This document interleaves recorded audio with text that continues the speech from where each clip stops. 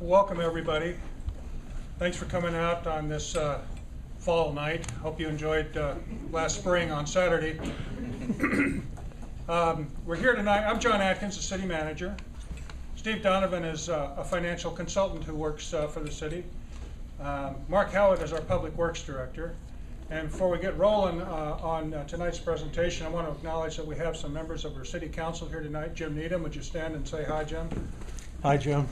And we have Councilor George Pottle over there on the side.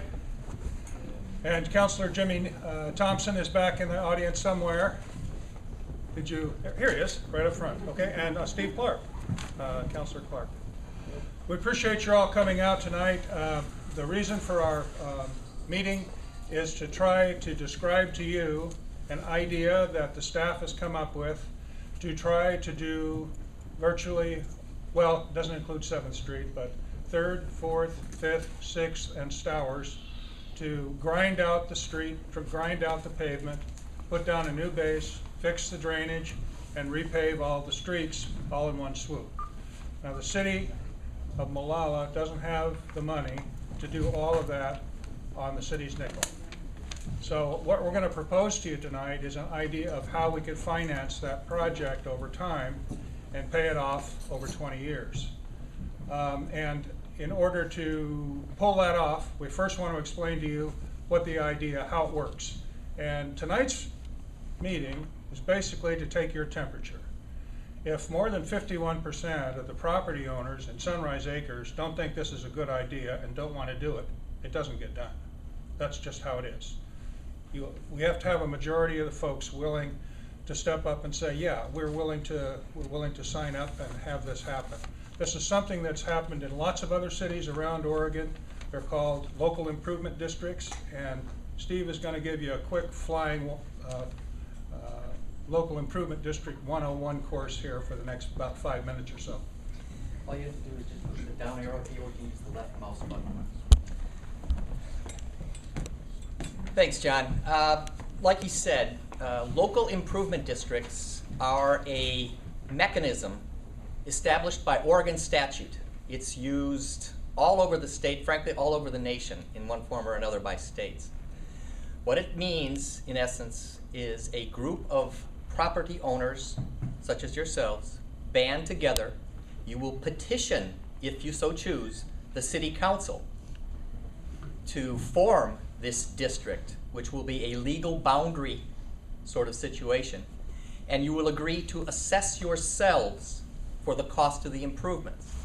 Now, one of the benefits of the Oregon local improvement law is it has a financing vehicle behind it that allows the city to sell bonds in the municipal bond market to finance the project over time, 10, 15, 20 years, and then those assessments are charged back on an annual or monthly basis back to you property owners. So John, if we could just hit the down arrow key. For tonight, we want to talk about just what exactly an LID is. And if I start talking, alphabet soup and a lot of acronyms, just stop me, because I tend to do that, and we'll get it straight. We'll talk about the mechanics of how it gets formed, if you so choose to do it. And I can't emphasize enough on this. If you folks don't want to do this, then it won't happen.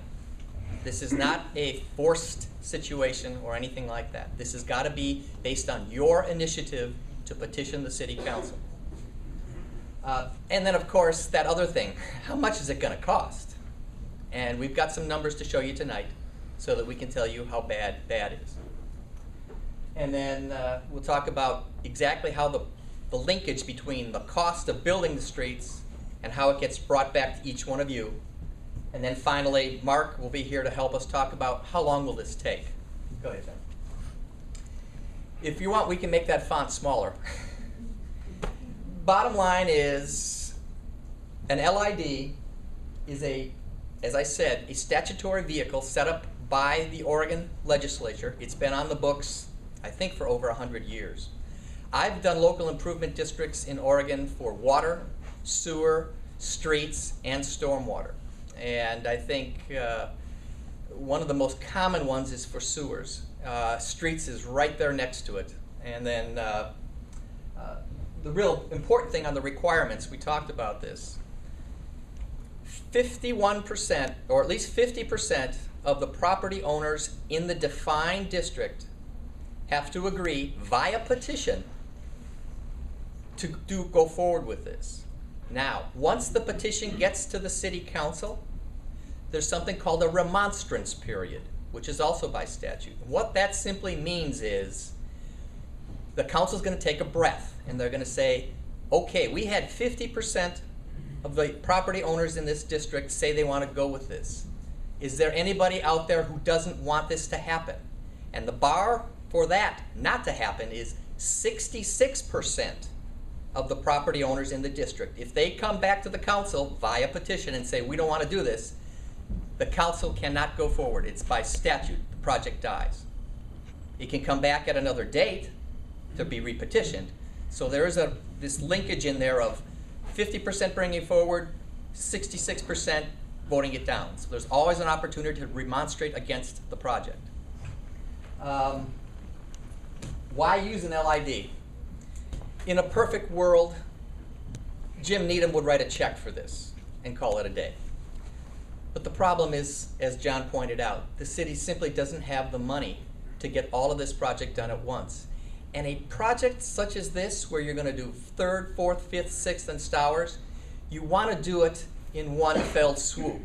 The disruption would be terrible and very economically inefficient if we did one curb, one gutter, one turnabout, one half street at a time. So that's one of the reasons why to do this.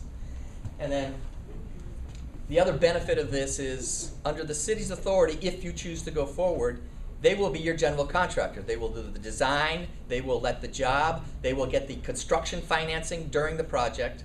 And then finally, as I talked about before, the financing vehicle, which is called Bancroft bonds. You may hear this. It's a statutory term.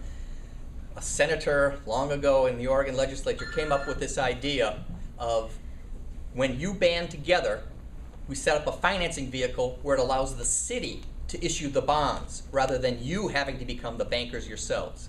And that's really quite an advantage versus not having that ability to finance the project over time. John? Now, the preliminary cost estimate for the project is right here. And right now we're estimating it to be about $492,000. And this can be provided to you, we will provide this to you in detail, what you want to see. Really what we're talking about here is a rock base, asphalt concrete paving, curb and guttering, and then storm drainage improvements. And then we're going to have inspection and construction management, and then legal and administrative costs that bring it up to $491,000. And Mark will be able to talk about that later on as we break into smaller groups as to where those costs would be and other things. Here's the bottom line with respect to you property owners. If we come out of construction, and this is the other thing, once the project gets done, you have a choice. You can either pay off your assessment in cash, or you can finance it. Can we gate it? Can you what? Gate it. It's ours, we're paying for it, correct? Gate it? Put up a gate. Oh, put up a gate around It's our it. end for our roads. Yeah, they're not Thing about a toll booth to recoup our losses. They're our streets, we're paying for it, correct?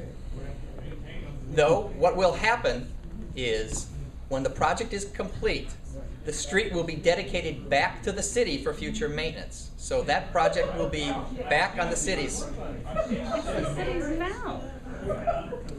Once again, if you folks don't want to do this, then just say no, and we'll take our leave. When do we vote? How many, You do right now. Tonight What are is. we talking about, first of all? I'm sorry. How many residences are you talking about? 100 properties. 100 exactly? 105? It was 100 properties that I counted. 100 properties? 100 properties. There's a petition already out with 68 signatures on it against it. Then we're done. Okay. Thanks for coming. Let me bring something to your Now, who do you attention. work for?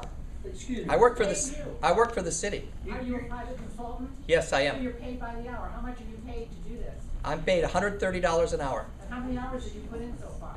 5. 5. So that's like 500 plus bucks that could have gone for a fund to start building the roads on city funds. right? Yes. Yes. That's the city's way, is to spend money on then maybe we should just not do this then. Yeah. I'd like to bring something to your attention. You use $492,000 for this fund, is it correct? That's the cost estimate right now. Who'd you get that from? Mark?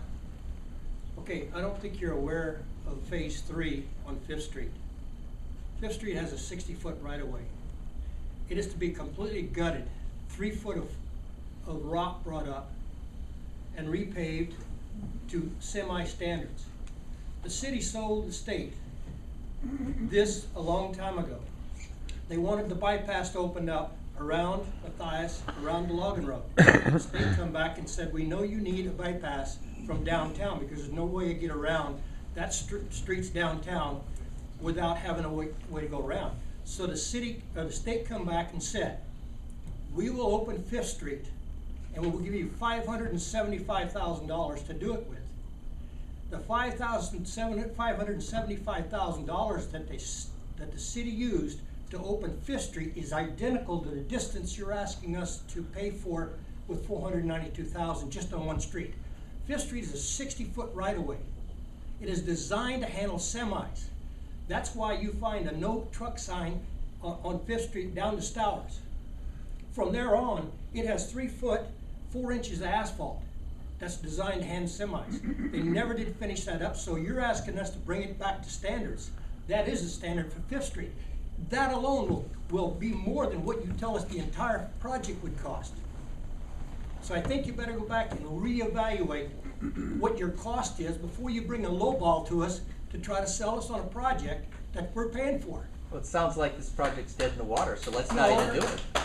It's a We're sense done. that you come here with half a bag. And you trying to tell us it's gonna cost $492,000. It won't do that. Maybe we could, could we hold off on the Q&A until the completion of this little presentation, then we'll open it wide open and go back. Thank you. You're lying to us, and this is on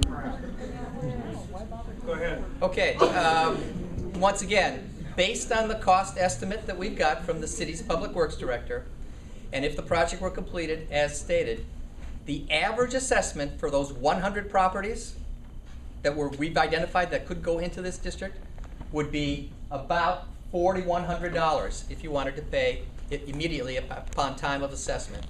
Or if you chose to avail yourself of the financing, it would turn out to be about $30 a month based on the financing. So obviously that's something that's apparently dead on arrival, so we'll go on to the next slide. The timing of the project, and Mark can chime in here. Assuming we went forward with the project, it's likely that we could get the project completed by about October of this year.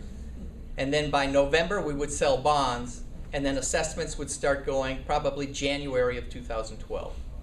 That's the kind of schedule that we would look at a fast track. And then that's, once again, here's just a picture of the map. Let's open it up right now. Based on your timeline there, what kind of voting is required? Are you talking about ballot voting like is happening this May or something different? No, it's a little different. What would happen is if you folks were interested in doing this, which I'm hearing no, would have to find among yourselves an advocate who would solicit a petition among the members of this 100 property area that we're showing here, and you would present that petition to the city